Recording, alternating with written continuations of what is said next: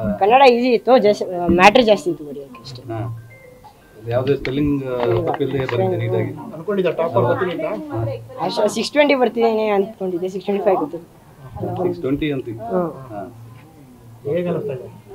ಖುಷಿ ಖುಷಿ ಆಗ್ತಿತ್ತು. ಮನೆಯಲ್ಲಿ ಪ್ರೋತ್ಸಾಹ ಹೇಗಿತ್ತು? ಮನೆಯಲ್ಲಿ ಸಪೋರ್ಟ್ ಮಾಡ್ತಿದ್ರು, ನೀನು ತೆಗಿತೀಯಾ ತೆಗಿಬೋದು ಅಂತ. ಅದು ತಗೊಂಡು ನಾನು ಓದ್ತಿದ್ದೆ. ಅಪ್ಪ ಏನೋ VRS ತಗೊಂಡ್ರು ನೀನು ಎಜುಕೇಶನ್ಗೋಸ್ಕರ ಅಂತ.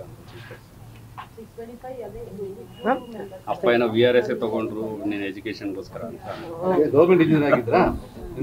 ಇಲ್ಲ, ಏನು ಬಿಟ್ಬಿಟ್ರು ನಮ್ಮಪ್ಪ ಕೆಲಸ ಮಾಡಿದ್ರು.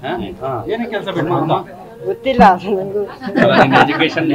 ಇಲ್ಲ ಇಲ್ಲ, ಅದು 10 ವರ್ಷ ಮುಂಚೆನೆ ಬಿಟ್ಬಿಟ್ರು ಕೆಲಸ. ಫಸ್ಟ್ ಸ್ಟ್ಯಾಂಡರ್ಡ್ ಅಲ್ಲಿ ಬಿಟ್ಬಿಟ್ಟವ್ರೆ.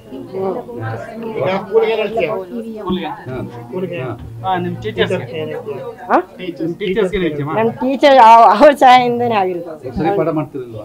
ಸರಿಯಾಗಿ ಅವ್ರು ಜಾಸ್ತಿ ನಮಗೆ ಅಪ್ಲಿಕೇಶನ್ ಲೆವೆಲಲ್ಲಿ ಹೆಲ್ಪ್ ಮಾಡ್ತಿದ್ರು, ಬರೀ ಬುಕ್ಸ್ ಅಂತ ಅಲ್ಲ. ಟ್ಯೂಷನ್ ಹೋಗ್ತಿರ್ಲಿಲ್ಲ, ಸ್ಕೂಲಲ್ಲೇ ಇಲ್ಲ. ಹೇಗಿರುತ್ತೆ ಈಗ ಮಾರ್ಕ್ಸ್ ತಗೋಬೇಕಂದ್ರೆ ಏನ್ ಮಾಡ್ಬೇಕು ಬೇರೆ ಸ್ಟೂಡೆಂಟ್ಸ್? ಅದೇ ನಾವು ಬುಕ್ಗಿಂತ ಜಾಸ್ತಿ ಅಪ್ಲಿಕೇಶನ್ ಅಲ್ಲಿ ಓದಬೇಕು. ಅಂದ್ರೆ ನಾವು ಅದು ಡೇ ಟು ಡೇ ಲೈಫ್ ಅಲ್ಲಿ ಅಪ್ಲೈ ಮಾಡ್ತಾ ಹೋಗ್ಬೇಕು. ಅವಾಗ್ಲೇ ಆಗೋದು. ಅರ್ಥ ಮಾಡ್ಕೊಂಡು ಓದ್ಬೇಕು. ಇಲ್ಲ, ಅರ್ಥ ಮಾಡ್ಕೊಂಡು ಓದ್ಬೇಕಷ್ಟೇ. ಜಾಸ್ತಿ ಓದ್ರಿಂದ ಬ್ಯಾಡ್ ಮಾಡೋದ್ರಿಂದ ಸಿಗಲ್ಲ.